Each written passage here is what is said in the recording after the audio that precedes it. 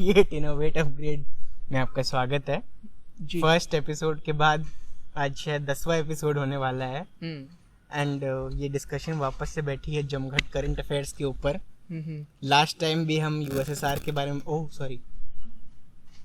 Russia के बारे में बात कर रहे थे एंड इस बार भी हम रशिया के बारे में बात कर रहे हैं। एक पूरा सर्कल बन गया है। वाह, look at where we have come. सही बात। ये रशिया में मैं कॉमर्स बैकग्राउंड का हूँ और सीयूईटी नहीं दे रहा हूँ। जनरल अफेयर्स करंट अफेयर्स से मेरा दूर दूर तक कोई लेना देना है ही नहीं। तो यार ये यूक्रेन रशिया में साला हो क्या रहा है, आज वही बात करने आए हैं। दिसंबर से देख रहा हूँ वॉर चल रही है। नहीं, दिसंबर से तनाव चल रहा है। हाँ। एंड फेब से वॉर चल रही है जी। फेब से वॉर चल रही है। 24 फरवरी से वॉर चल रही है एंड वॉर खत्म नहीं हो रही है। सही बात है। एंड अभी कभी न्यूज में आता है कि that Vladimir Putin had a piece talk with Zelensky and फिर आता है नहीं, यूक्रेन का बहुत बड़ा हिस्सा रशिया ने एक तरीके से अनेक्स कर लिया है। तो ये चल क्या रहा है? पहले तो ये बताओ कि ये स्टार्ट कहाँ से हुआ था? देखो यार, मतलब अगर थोड़ा और पहले जाएं तो एक छोटा सा थोड़ा बात कर लेते हैं कि यूक्रेन जो यूएसएसआर का हिस्सा वर्ल्ड वॉर 1 के बाद बना 1991 में और 1992 तक उसका पार्ट रहा, जब तक उसका डिसइंटीग्रेशन नहीं हुआ सोवियत यूनियन का 1991 में दिसंबर में। तो जब यूएसएसआर का डिसइंटीग्रेशन हुआ तो रिलेशनशिप्स तो मतलब जो कंट्री मतलब टॉक्स में थे बिल्कुल, जो इनके रिलेशन वो भी नॉर्मल ही थे। बट अगर आप देखें पोस्ट 1992 तो थोड़े थोड़े बॉर्डर डिस्प्यूट्स आने लगे। बॉर्डर डिस्प्यूट्स मीनिंग मतलब टेरिटोरियल। अरे और मच्छर भाई, वो भी डेंगू का खून पी लिया भाई इसने तेरा, और मैंने पहनी भी निक्कर है। अरे हाँ, तो टेरिटोरियल डिस्प्यूट्स मतलब किस हिसाब से? जैसे अब आप देख लीजिए, जैसे अब चाइना और इंडिया का डिस्प्यूट है अरुणाचल में। वो चाइना कहती है कि अरुणाचल पे हमारा वो है और इंडिया कहती नहीं है। तो काफी ये मतलब एक काफी ब्रीफ मैंने वो थोड़ा सा रिलेशनशिप एस्टैब्लिश करने के लिए, कंपैरिजन एस्टैब्लिश करने के लिए आपको एग्जांपल बता दिया। तो अब डिस्प्यूट्स हुए, थोड़े बहुत हुए, मतलब इतना इम्पोर्टेंट उसमें कुछ नहीं था। हाँ। तो फिर एक इम्पोर्टेंट लैंडमार्क एक चीज, मतलब आप कह सकते हैं एक इम्पोर्टेंट इवेंट हुआ 1997 में, जब रशिया यूक्रेन ने बोला कि यार अब छोटे मोटे लड़ाइयों से कुछ नहीं होगा। तो उन्होंने 1997 में फ्रेंडशिप ट्रीटी साइन कर ली। तो इम्पोर्टेंट इसलिए थी क्योंकि स्ट्रैटेजिक पार्टनरशिप एस्टैब्लिश कर रही थी दोनों कंट्रीज के बीच में, और मतलब दोनों कंट्रीज ने वहाँ पे एक्सेप्ट भी किया कि हम दोनों कंट्रीज एक दूसरे की एग्जिस्टेंस को रिस्पेक्ट करेंगे एंड टेरिटोरियल इंटीग्रिटी एस्टैब्लिश करके रखेंगे। ओके, जितना मेरे को मालूम है कि अभी के वॉर का एक बहुत बड़ा कारण था यूक्रेन का वो पाइपलाइन हड़पना, पाइपलाइन के लिए चार्ज करना। तो ये क्या इस ट्रीटी में एक तरीके से सॉल्व हो गया था शुरुआत में एक बार? एक्चुअली नहीं, वो डिस्प्यूट उसी टाइम मतलब थोड़ा लेट ही शुरू हुआ। यहाँ पे मतलब एक ब्रॉड एस्पेक्ट इन्होंने कवर किया कि यार हम लोग मतलब नॉर्मल रहेंगे। मतलब अब मतलब इम्पोर्टेंट एक चीज और थी, एक तरीके से पाकिस्तान इंडिया का जिस जैसे फ्रेंडशिप ट्रीटी होता रहता है, थोड़ा सिमिलर हाँ, थोड़ा सिमिलर कह सकते हैं। एंड ऑल्सो इम्पोर्टेंट, एक बहुत इम्पोर्टेंट ये था कि दोनों में से either of the countries won't invade each other. वो तो खैर बहुत बड़ा important चीज है। And 25 years तक की ये ट्रीटी थी एंड ये recently in 2019 एक्सपायर हुई। और neither of the countries were interested to like renew it. अगर ये ट्रीटी still force में होती तो लाइक ये पूरा इवेंट होता ही नहीं। क्राइमिया वाला इंसिडेंट ही नहीं होता। नहीं, क्रीमिया वाला इंसिडेंट 2014 में हुआ। बट देखो, वैसे ये भी बात है, अगर हो ये ट्रीटी इफेक्ट में होने के बाद भी क्रीमिया का इंसिडेंट हुआ, ओके, तो हम कुछ नहीं कह सकते। अगर ये रिन्यू हो भी जाता तो क्या हो जाता, ठीक है, रशिया बोलता नहीं मैं नहीं मानता मैं नहीं मानता। तो उसके बाद यार मच्छर बड़े हैं पैन तो अब थोड़ा एस्केलेट करते हैं, थोड़ा फॉरवर्ड, मतलब ऐसा फास्ट फॉरवर्ड करते हैं 2010 में। तो 2010 का जो पीरियड है आसपास 2-3 साल, मतलब आप कह सकते हो कि यूक्रेन रशिया के बेस्ट रिलेशनशिप्स थे, क्योंकि यूक्रेन में जो प्रेसिडेंट बना विक्टर यानुकोविच, वो मतलब one of the प्रोएस्ट Russia, pro Soviet union वगैरह आप कह सकते हो, वैसा प्रेसिडेंट था। अच्छा। तो इस टाइम पे दोनों कंट्रीज में बहुत अच्छे रिलेशनशिप्स एस्टैब्लिश हो गए। जैसा आप कह सकते हो ना कि मतलब PM Modi and Trump type वाला, के मतलब ऐसा हाउडी मोदी, हाउडी वैसा टाइप हो गया था। बट यहाँ पे मतलब कि आप तो बड़े भैया टाइप वाले हो गए। अच्छा अच्छा। तो मतलब हम तो आप ही से जन्मे हैं काइंड ऑफ थिंग। तो मतलब एक बहुत अच्छा, एक बहुत हार्मोनियस रिलेशनशिप दोनों कंट्रीज में एस्टैब्लिश हो गया। तो अब क्या हुआ, देख जनता यार, एक मिनट ना, हाँ, तो यार पॉपुलेशन, जितनी कंट्री के लोग थे वो भी देख रहे थे, क्योंकि अब आप प्रो रशिया हो रहे हो तो थोड़े से ड्रॉबैक्स तो हैं, ठीक है, ड्रॉबैक्स हैं। हमारे ही देख ले, हमारे कितने ड्रॉबैक्स थे जब तक हमने यूएसएसआर को 1992 तक सपोर्ट किया। इतनी सारी चीज़ें, मतलब लिबरलाइजेशन हुआ पूरा, है ना, तो मतलब कह सकते हो थोड़ा बहुत तो है यार, प्रोज एंड कॉन, मतलब है ड्रॉबैक्स, प्रोज एंड ड्रॉबैक्स तो है, ठीक है। तो अब क्या हुआ कि जो एक इम्पॉर्टेंट ट्रीटी है, मतलब जो नॉलेज में नहीं है मेरे, बट वो इनेबल कर रही थी यूक्रेन को establishing relationships with other European countries. Okay. And Ukraine के जो उस टाइम के प्रेसिडेंट विक्टर यानुकोविच ने वो मना कर दिया साइन करने से। अच्छा। 2013 में। तो अब क्या हुआ कि अब बहुत huge wave of demonstration started taking place in Ukraine, Kyiv basically, Kyiv is the capital of Ukraine.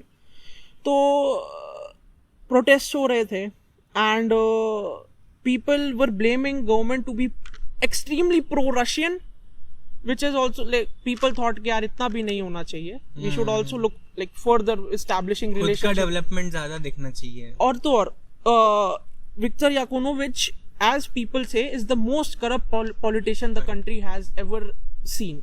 बाबा रे। So then in 2014 a revolution of dignity, जैसा कोट कर रहा हूँ मैं, took place. तो इसमें बहुत deadly clashes हुए between the protesters and security forces.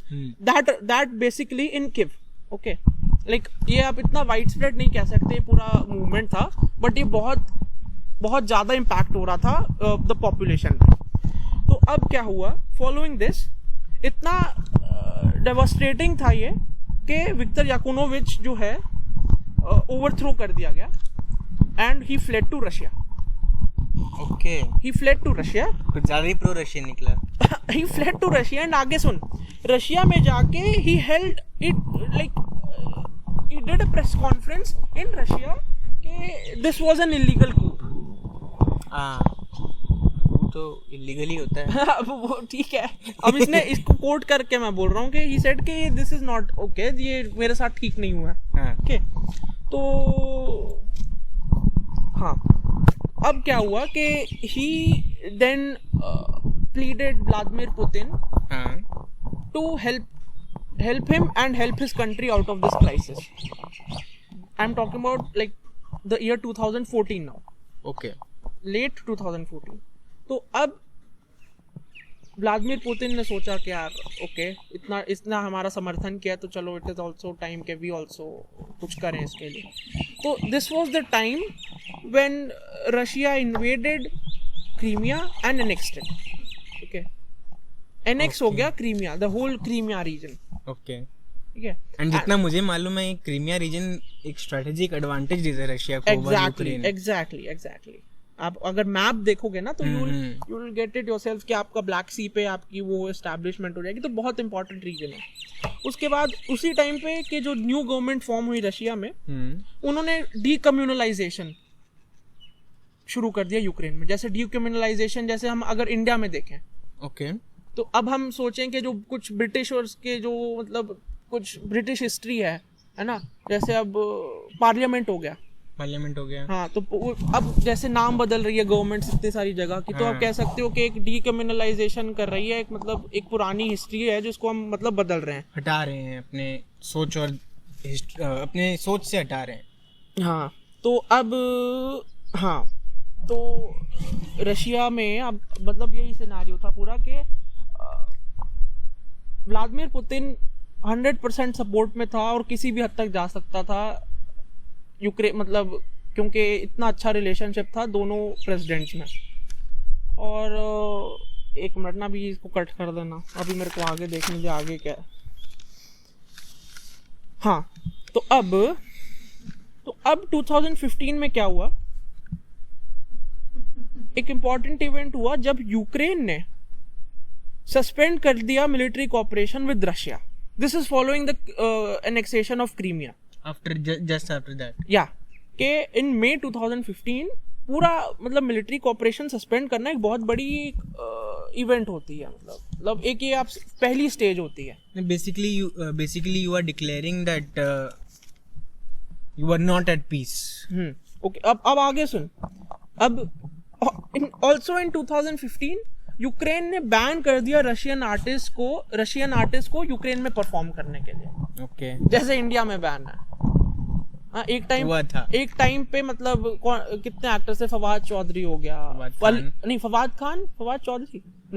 Khan okay, and Ali Zafar, ठीक है। हाँ. तो मतलब ये एक्टर्स थे, बट अब नहीं हो गया वैसा ही टाइप इनमें हो गया कि they permanently banned Russian artist to perform in Ukraine. Okay, तो अब एक और इम्पोर्टेंट इवेंट 2016 में हुआ जब यूक्रेन की मिनिस्ट्री ऑफ एक्सटर्नल अफेयर्स ने एक नोटिस में डायरेक्टली अपने सिटीजन्स को डायरेक्ट किया, एक ऑर्डर, एक रिकमेंडेशन दिया कि the citizens of Ukraine should avoid travelling to Russia.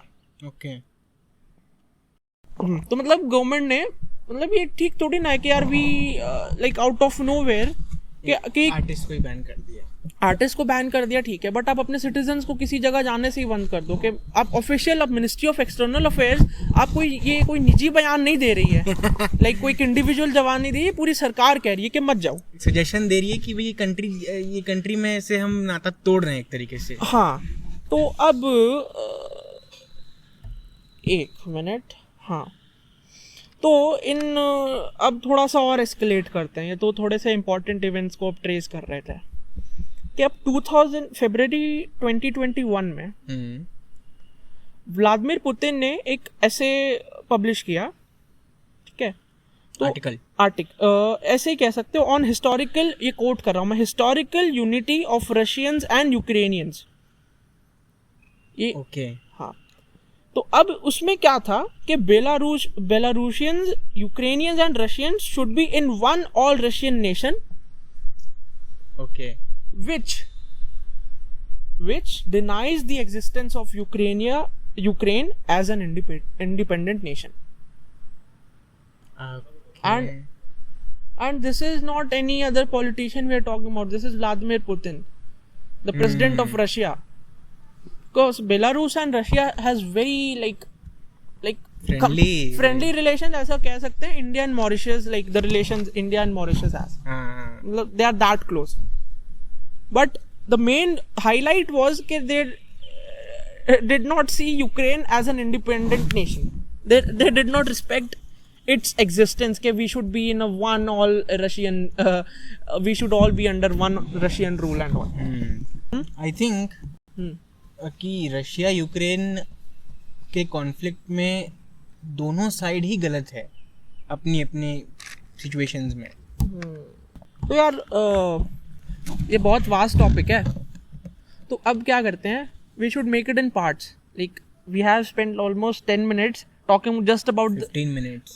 Okay, about 10-15 minutes just on the past, what happened. So let us make it for another part, like when the war started and all, the recent developments, what is going on presently, and the aspects, like how it has affected the world, how it has affected the global economy, the food chain, the food supply, and also the state in India, India की strategic advantage क्या हुई है, strategic position में changes क्या आए हैं. All right. So that is it for now, guys. Meet you in the next part.